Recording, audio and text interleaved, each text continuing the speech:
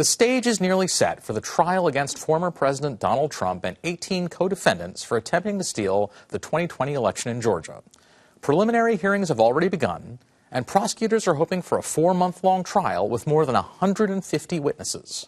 Trump and each of his 18 co-defendants are all facing RICO charges, named after the Racketeer Influenced and Corrupt Organizations Act, a law created on state and federal levels to go after gang leaders and mob bosses.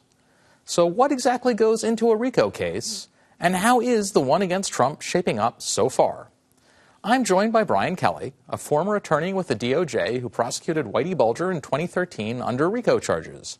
He's now a partner at Nixon Peabody. Brian. Good afternoon. How are you? Good afternoon. Great, Brian, and thanks so much for joining us today. So, Sure. Thanks to Donald Trump, the average American president is now facing 2 indictments, although I think they're all a little bit concentrated at the tail.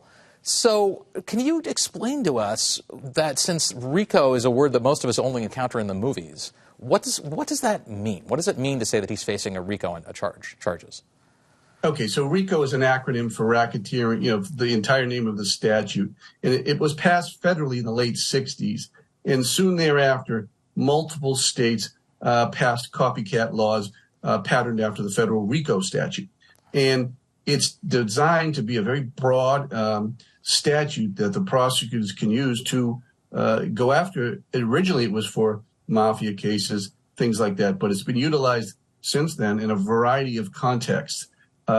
So that's one of the bases for us prosecuting Whitey Bulger a few years back. And, that was just one defendant and it took 2 months. But the RICO statute itself is a very powerful weapon for the prosecutors because it's very broad and they can present evidence that they might otherwise not be able to use at a trial. They have to prove there's an enterprise. Now, an enterprise, it can be IBM. I mean, just because it's an enterprise doesn't mean it's sinister. It can also be a mafia family. And the prosecutors here are going to have to prove somehow this group of 19 people formed some sort of political enterprise. But that doesn't end their obligations. They then have to show that this enterprise and the people involved agreed to 2 or more racketeering acts. And racketeering acts are simply crimes. And the RICO statutes, whether it's federal, whether it's state, they name a whole bunch of crimes that can be considered RICO acts or predicate crimes. And there's so many different federal crimes, not all of them count as a federal racketeering act or a state racketeering act. In Georgia, it's actually a little broader than the federal RICO charge, and there's more crimes that count, so to speak. And the classic ones are like extortion or gambling or drug dealing and even murder, which is several of the RICO predicates, I should say, against Bulger. So that it's a very broad statute that the prosecutors are using, and it allows them to present a lot more evidence than they otherwise would. So if you just have a tax evasion charge, you can't start bringing in all this other evidence that's not relevant to that charge. But with a RICO charge, the prosecution has an enormous advantage because it can throw a lot of stuff against the wall and say, listen, Judge, it's admissible because it pertains to either the enterprise or the racketeering acts. And there's all these different legal tests about what's an enterprise. So that's kind of a long-winded answer, but that's what it is. So, Brian, the idea, if I understand you correctly, is that if you are part of this corrupt enterprise, even if you did not commit the specific acts that are being charged to another member of the enterprise, you can still be criminally liable for them. Is that right? Not exactly. The enterprise itself does not have to be corrupt. The enterprise, like I said, could be IBM. But it's the pattern of racketeering that has to be criminal. And there's a conspiracy racketeering, and there's what's called a substantive racketeering. If you're charged with substantive RICO, you yourself have to commit 2 or more. Here, I believe they charge a conspiracy to violate the RICO statute. That's even easier for the prosecutor to do because the defendant just has to agree that somebody in the enterprise was going to commit 2 or more predicate acts. So a defendant doesn't necessarily have to commit 2 or more. He has to know and agree that somebody else is. And these racketeering acts can be wire fraud, mail fraud, things of that nature. And I think in the Georgia statute, there's also politically related crimes that are being alleged. I don't know all the exact predicate acts that have been alleged in Georgia, But if it's a conspiracy charge, you yourself do not have to commit 2 or more, but somebody does, and you have to know about it and agree to it. So does this pose constitutional problems? Is that a defense that Donald Trump is likely to use?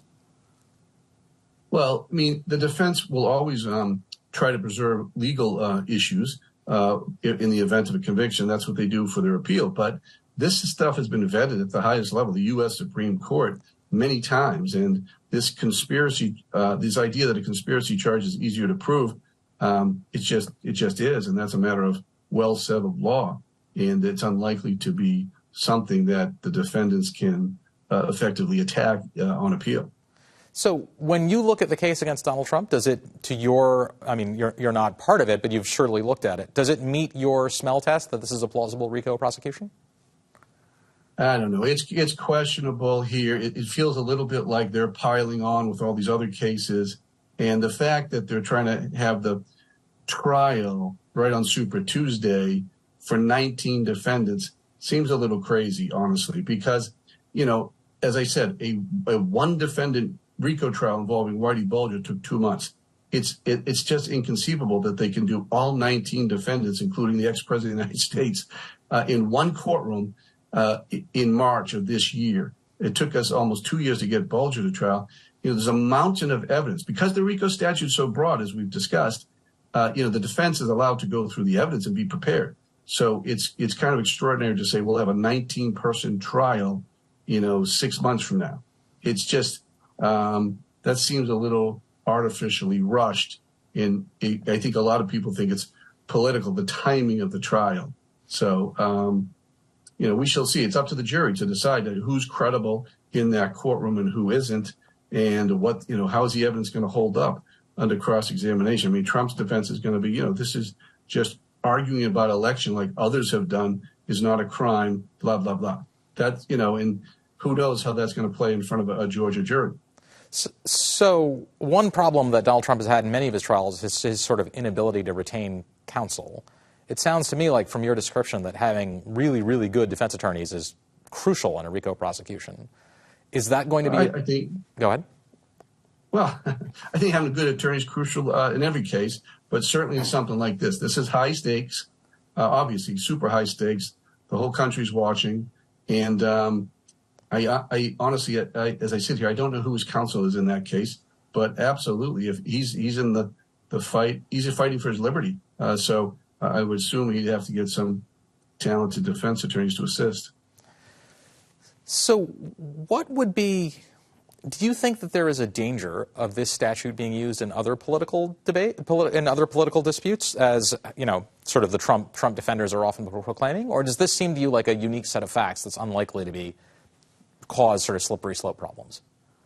Well, I mean, this particular statute seems like the facts are pretty unique here, but I think there's always a bit of a danger. And in fact, the Department of Justice used to have a policy that as you get closer to an election, you cannot indict a political case because you don't want to be accused of affecting the election. So, you know, the problem comes in, though, if you don't indict and you have evidence of corruption, that's another way of affecting the election because you haven't exposed it. So it gets very tricky for the Department of Justice about when to indict. But, you know, for instance, I know there's a lot of complaints now that, you know, why wasn't Hillary indicted? You know, why isn't, you know, this, you know, at a certain point, the old days, at least, it used to be, well, you know, let's not put the country through all these criminal cases. But now, you know, certainly a unique set of facts. And there is some risk that in the future, you know, maybe it won't be a district attorney in a big city. Maybe it was somebody in rural America who indicts, you know, a Democrat. And then it would become kind of an unfortunate back and forth using the criminal justice system for political purposes. So I'm not saying that's happening here. I'm just saying, yes, you're right. That's a risk. So in your judgment, as an experienced prosecutor, presenting with this set of facts, given that it is unique to have the President of the United States call a Secretary of State for a state and threaten him with criminal prosecution if he doesn't find votes, is that something where you would have made the call to prosecute? I'd have to know a lot more facts. I mean, I've heard a lot of facts back and forth about this matter. So I'd have to really study it. And you'd have to also consider, well, what else is out there?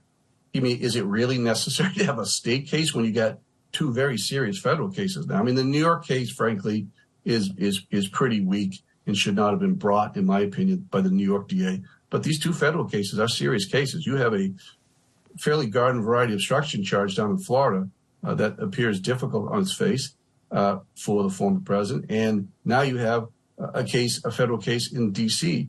As well. So, I mean, how many cases do you need to hold somebody accountable and make your points? And there are different jurisdictions, though. So states, it's just like with the drug case. Both the state and federal have different jurisdictions, and they both can bring a case. Usually, the federal side brings it and holds people accountable. So, you know, I don't know how much discussion there is back and forth between these different sovereigns. So Brian, it does seem like a lot. Last question. How concerned would you be by the possibility of a self-pardon if Trump were to win, and that might be the argument for a state prosecution? Well, I don't know. I don't even know that if that's constitutionally permissible. I mean, I'd have to research if you could self-pardon on a federal case. I mean, that's a good point. That would have to be considered, but you know, it's not like the statute of limitation is blown here. The Georgia can sit back and wait.